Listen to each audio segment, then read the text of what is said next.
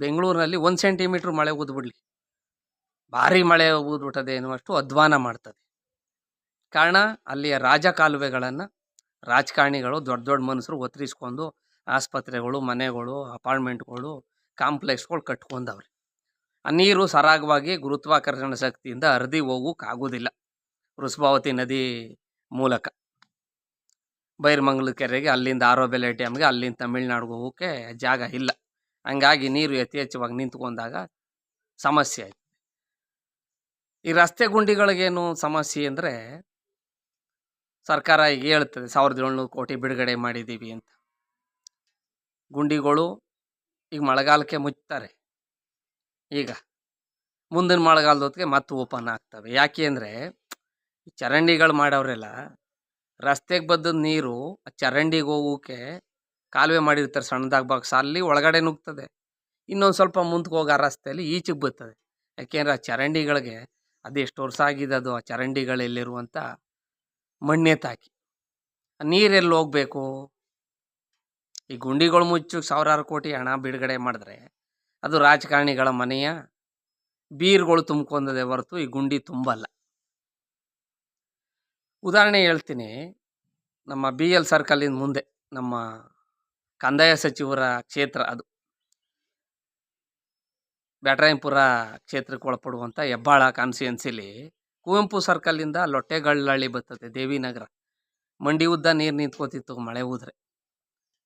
Car, bike, ಆಟೋಗಳು ಹೋಗಾಯ್ತಿಲ್ಲ, bus ಲಾರಿಗಳು ಮಾತ್ರ ಹೊಂಟೋಗ್ವು. ಅಲ್ಲಿಗಂಟ ನೀರು ನಿಂತ್ಕೊಳ್ಳೋದು. ಈಗೇನು ಮಾಡಿದ್ರು, ಅಲ್ಲಿ ಒಂದು ಮಾರು ಮಣ್ಣೆ ತಾಕಿದ್ರೆ ಒಂದು ಟ್ಯಾಕ್ಟ್ರು ಮಣ್ಣು ಬಂದದೆ ಚರಂಡಿಗಳಲ್ಲಿ.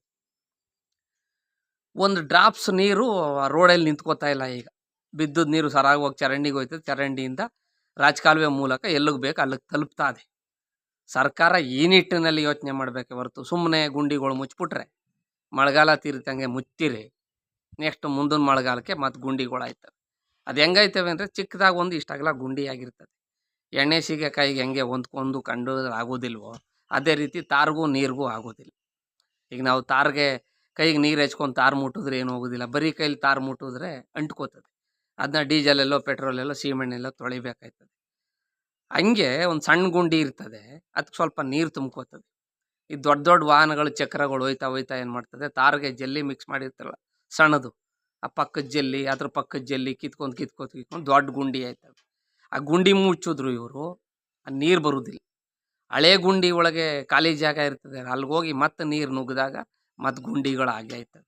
ಹಾಗಾಗಿ ಆಡಳಿತ ಪಕ್ಷ ಮತ್ತು ವಿರೋಧ ಪಕ್ಷಗಳ ನಡುವೆ ಆಡಳಿತ ಪಕ್ಷಕ್ಕೆ ತಲೆನೋವಾಗಿ ವಿರೋಧ ಪಕ್ಷಗಳಿಗೆ ಆಹಾರವಾಗಿರುವಂಥ ಈ ಬೆಂಗಳೂರಿನ ಗುಂಡಿಗಳ ಗಂಡ ಗುಂಡಿಗೆ ಇದು ಮೂಲ ಕಾರಣ.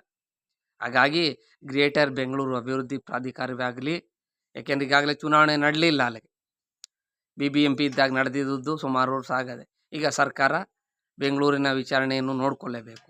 ಈಗಿದ್ದಾಗ ಸರ್ಕಾರಕ್ಕೆ ನಾನು ಮನವಿ ಮಾಡೋದು, ಮೊದಲು ರಸ್ತೆ ಅಕ್ಕಪಕ್ಕ ಇರುವಂಥ ಚರಂಡಿಗಳನ್ನು ಮಣ್ಣೆತ್ತಿಸಿ, ಅದಾದಮೇಲೆ ಅವನು ಯಾವ ಲಾಡ್ ಲಬಕ್ತಾಸ್ ಆಗಲಿ, ಅವ್ನು ದೊಡ್ಡ ರಾಜಕಾರಣಿ ಆಗಿರಲಿ, ಯಾವ ಬೃಹಸ್ಪತಿ ಮೇಧಾವಿ ಆಗಿರಲಿ,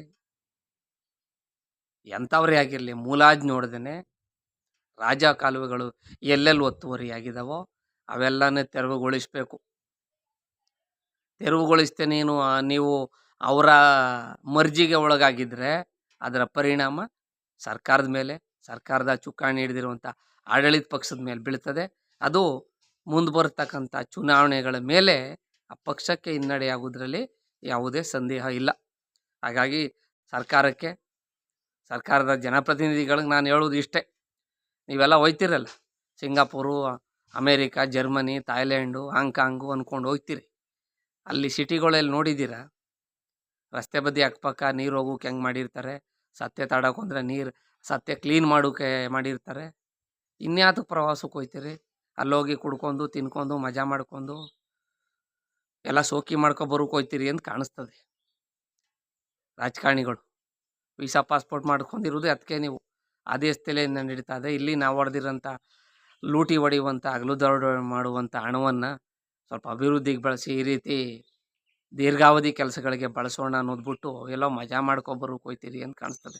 ಈ ಪಕ್ಷ ಆ ಪಕ್ಷ ಅಂತ ಹೇಳುವುದಿಲ್ಲ ನಾನು. ರಾಜ್ಯದ ಎಲ್ಲ ರಾಜಕಾರಣಿಗಳಿಗೆ ಹೇಳ್ತಾ ಇದ್ದೀನಿ. ಇನ್ನಾದರೂ ರಾಜ್ಯ ಸರ್ಕಾರ ಈ ನಿಟ್ಟಿನಲ್ಲಿ ಯೋಚನೆ ಮಾಡಿ ಮೊದಲು ಮುಂಬರುವ ಮಳೆಗಾಲದ ವೇಳೆಗಾದ್ರೂ ಈಗ ಇಲ್ಲಿ ಮುಗೀತು ಬಿಡಿ, ಹಿಂಗಾರು ಸ್ಟಾರ್ಟ್ ಆಗೋದು. ಇದೇನಿದ್ರು ಹಿಂಗೆ ಮೋಡ ಕವಿದ ವಾತಾವರಣ, ಇನ್ನು ಮಳೆ ಬರುವ ಲಕ್ಷಣ ಇಲ್ಲ. ಬಂದರೂ ತುಂತುರಾಗಿ ಬೀಳುತ್ತದೆ, ಮಳೆ ಹೋಯ್ತಾ ಇರ್ತದೆ. ಹಾಗಾಗಿ ಮುಂದಿನ ಮಳೆಗಾಲದ ಹೊತ್ಕಾರು ಎಂಟೈರ್ ಬೆಂಗಳೂರಲ್ಲಿರುವಂಥ ಎಲ್ಲ ಚರಂಡಿಗಳ ಮಣ್ಣನ್ನು ಎತ್ತಿಸಿ, ರಾಜಕಾಲುವೆಗಳನ್ನು ಯಾವನೇ ದೊಡ್ಡ ಮನಸ್ಸಾಗಿರಲಿ ಯಾವುದೇ ಮರ್ಜಿಗೆ ಮುಲಾಜುಗೊಳಗಾಗದೆ ರಾಜಕಾಲುವೆಗಳಿಗೆ ಒತ್ತುವರಿಯನ್ನು ಎಷ್ಟಡಿ ಅಗಲ ಇರ್ತದೆ ಅಷ್ಟಡಿಗಳನ್ನು ಕಿತ್ತಿ ಬಿಸಾಕಿ. ಕಾನೂನು ಮುಂದೆ ಯಾರೂ ದೊಡ್ಡವರಲ್ಲ ದೇಶದಲ್ಲಿ, ಸಂವಿಧಾನದ ಮುಂದೆ ಯಾರೂ ದೊಡ್ಡವರಲ್ಲ. ಆ ನಿಟ್ಟಿನಲ್ಲಿ ಸರ್ಕಾರಗಳು ದೃಢ ನಿರ್ಧಾರ ಮಾಡಬೇಕು, ದೃಢ ನಿಶ್ಚಯ ಮಾಡಬೇಕು, ಕಟ್ಟುನಿಟ್ಟಿನ ಕ್ರಮ ತಗೋಬೇಕು. ಹಾಗಾದಾಗ ಈ ರಾಜ್ಯದ ಜನರ ತೆರಿಗೆ ಹಣ ಅಭಿವೃದ್ಧಿಗೆ ಸದ್ಬಳಕೆ ಆಗ್ತದೆ ಅಂತ ಹೇಳ್ತಾ ನನ್ನ ಈ ಸಾಮಾಜಿಕ ಜಾಲತಾಣದ ವಿಡಿಯೋವನ್ನು ಪೂರ್ಣ ವಿರಾಮವಾಗ್ತಾ ಇದ್ದೀನಿ. ಭಗವಂತ ಎಲ್ಲರಿಗೂ ಒಳ್ಳೇದು ಮಾಡಲಿ. ಜೈ ಹಿಂದ್, ಜೈ ಕರ್ನಾಟಕ, ಮತ್ತು ಶುಭ ದಿನ.